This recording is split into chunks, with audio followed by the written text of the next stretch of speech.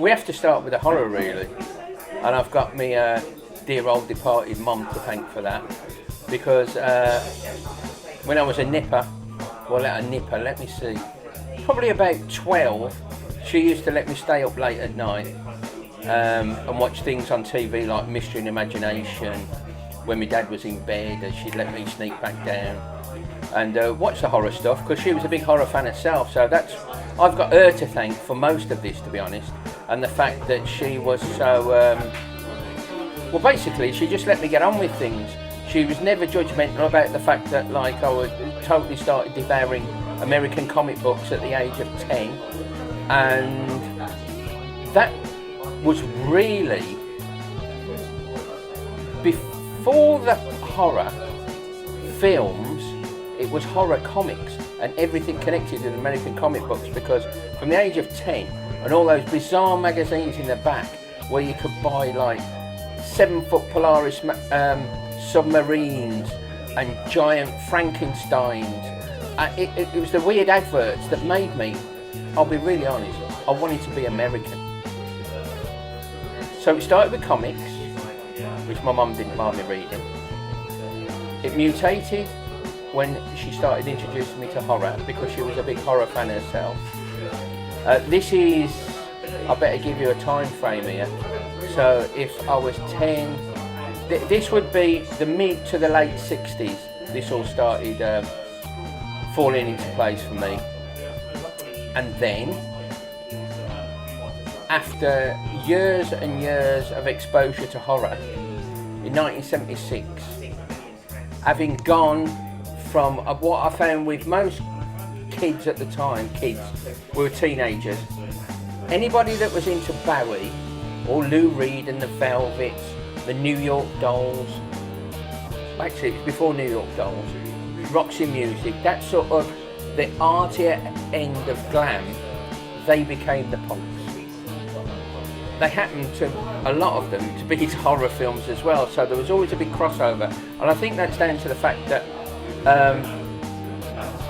they ran hand in hand, because a lot of horror filmmakers at the time, it was never aimed at the mainstream like punk, so they went out on a limb. They just did what they wanted to do. It was very do-it-yourself. I think that's where that crossover comes between horror and punk, and my having got punk from the off. I can remember there was a club in Birmingham, and it was kind of like where the people that like Roxy Music and all that stuff started, all used to go. And one night the DJ started throwing out copies of Anarchy in the UK into the audience, and people started picking them up, and I'd already got a copy myself. But punk happened. How I then got involved in punk, because I come from a complete working class background.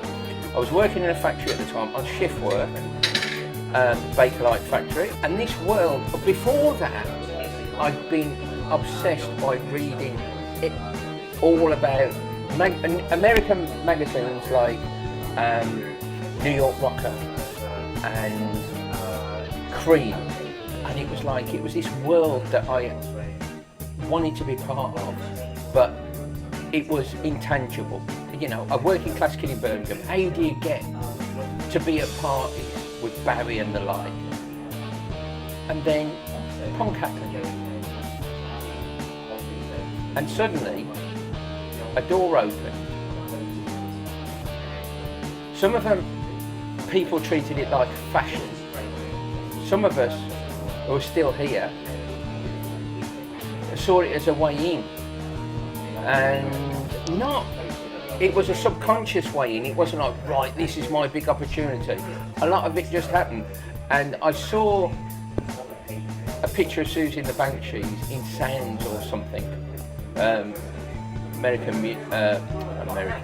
in Sounds, a British music weekly, and it was a real slag off of the band.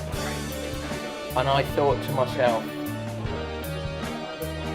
a band that looks as cool as this, with a singer that looks so amazing, how can they be that bad? I don't believe them.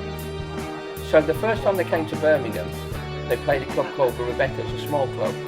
I went, and I was right. They were the best band I'd ever heard. Afterwards, because there was no barrier between the audience and bands, the door to the dressing room was open, which was right next to the tiny stage, where you could just about get 4 people onto it. And Siouxsie was out, and I just went up to her, because all I'd read about punk was the rubbish they used to write about it in the mainstream media, you know, the broadsheets, the daily papers, and the stuff in the music papers, because it was still quite early-ish. It was the summer of '77, and I quite simply went up to her and said, I've only read about it. What's it really like in London, being a punk? And she said, you should come down and find out for yourself. And that's what I did.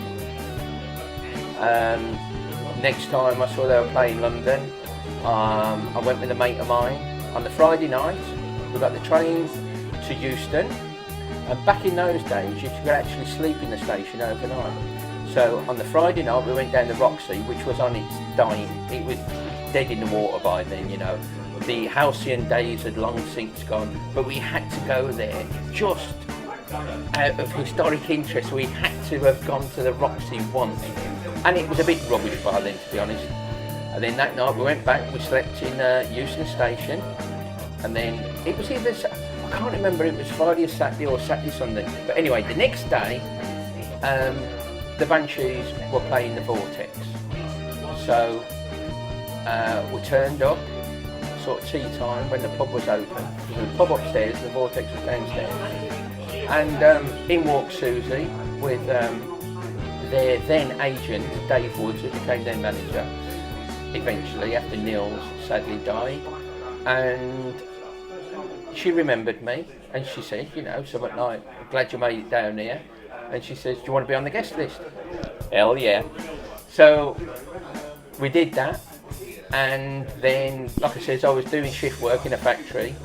Anything to get out of that. Whenever the Banshees were playing anywhere in the UK, I'd bunk off work. And to the point where I was missing so often. Back in those days, newspapers like the Daily Mirror used to have a gig guide, and if I wasn't in, my close workmates used to look at the gig guide in the Daily Mirror, and they knew where I was, because it was inevitably because the Banshees were playing in Newcastle or Leeds or somewhere. And it reached a point where the band used to let me and my mate travel in the back with the gear, because all they had was themselves, a back line, and a guy called Tony Salinger who used to do the out front sound. So we used to just help them out. And this sort of grew and grew to the point where in 1979 my mum turned up at the factory gates and says, you've got a telegram. And it was off the Banshees agent saying, we're going to Europe and we want you to come with us. So I did that. And then shortly after that, in 1979, they said, why don't you come to London and set up our fan club? Well, back then, you used to have to give a month's notice if you're quitting a job. I went into work the next day and I said to the boss, I said, I know I'm supposed to give a month's notice. I said, but I'm moving to London and I'm leaving Friday. And I did. And I left with a month's wages, might have even been a week, which was nothing back then, and moved into a squat in Turnpike Lane. And that was the 1st of September 1979.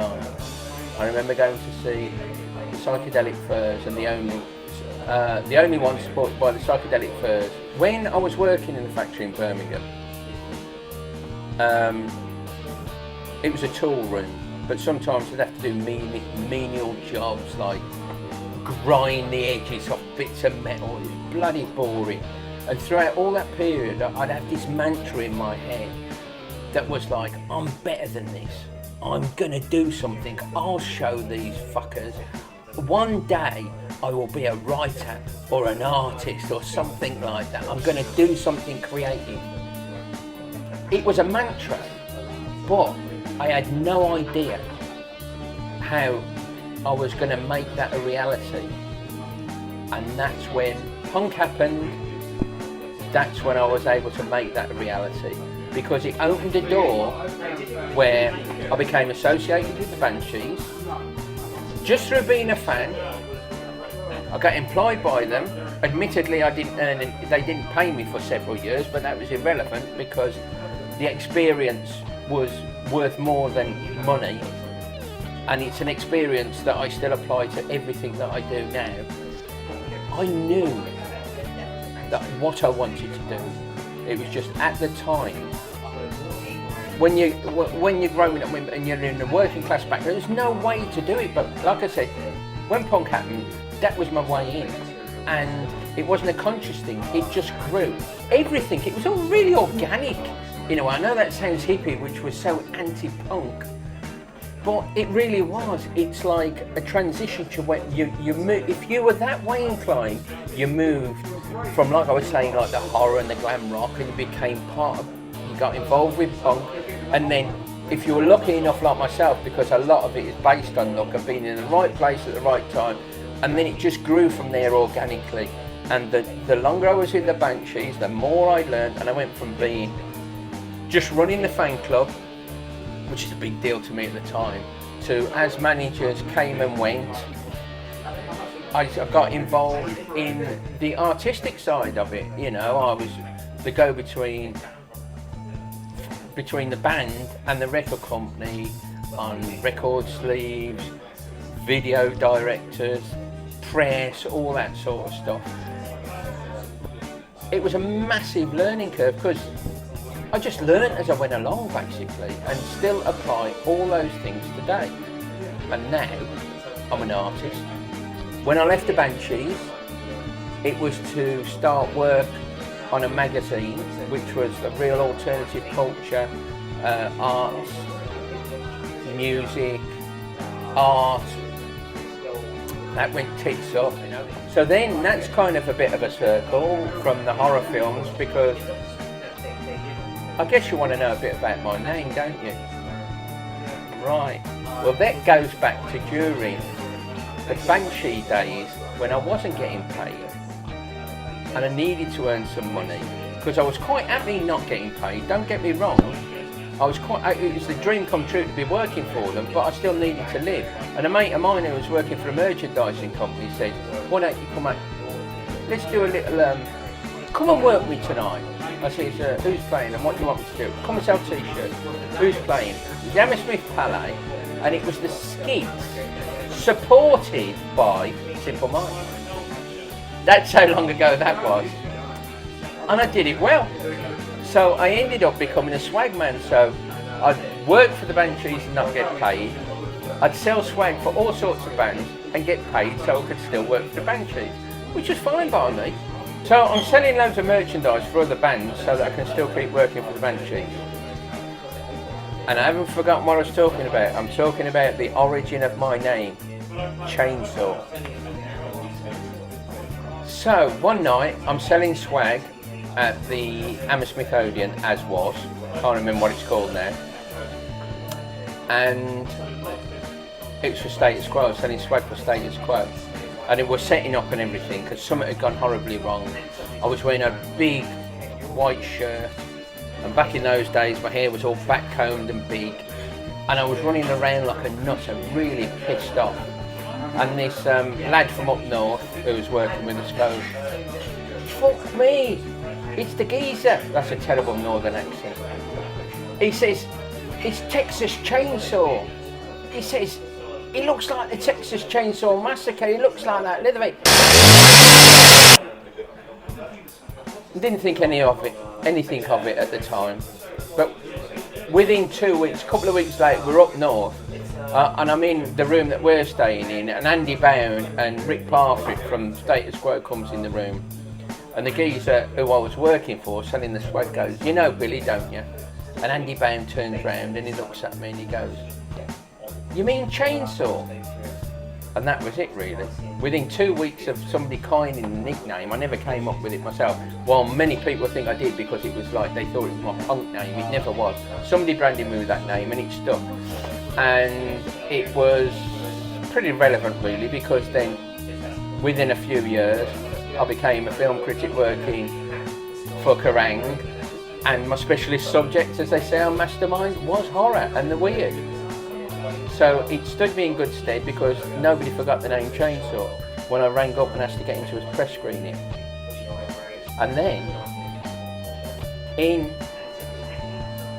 a bigger twist of fate than anything that I've already talked about, you know, I had that mantra about what I wanted to do. In 1998, there was a British film distribution company that wanted to re-release Texas Chainsaw Massacre, which had originally come out in 1975 or something like that, but on a very limited run in London and then disappeared. Banned probably. But in 1998, a guy called Dom Studd was a journalist working for Uncut magazine, and he was doing a piece on the Texas Chainsaw Massacre movie.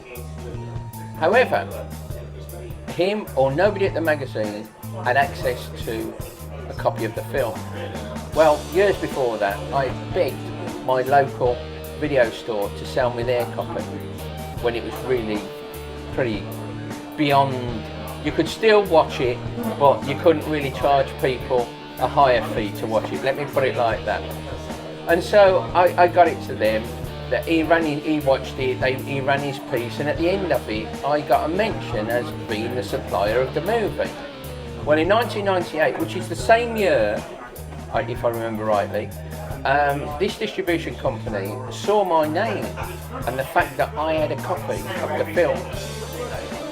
They were already in talks with Camden Council in London to re-release the movie and have it shown, even though it was banned. I guess it was banned. And they were due to have a meeting a few days later, and part of that meeting was they had to present a copy of the film, but he didn't have one, so they came to me. They contacted me because they knew who I was, because I was a film critic and I'd had dealings with them, and basically I lent them the film. So in a great twist of irony, as a result of them showing my copy, my old battered VHS copy of the Texas Chainsaw Massacre, to the powers that be, it got granted a certificate. It was shown at the London Film Festival that year in 1998, and subsequently, which is what they needed the tape for, my VHS tape, it got a Camden only theatrical release. Subsequently, of course, it became deemed that it was not the menace that everybody thought it was at the time, and it's, you know, it got a general release and video, DVD, countless remakes. But that's that one.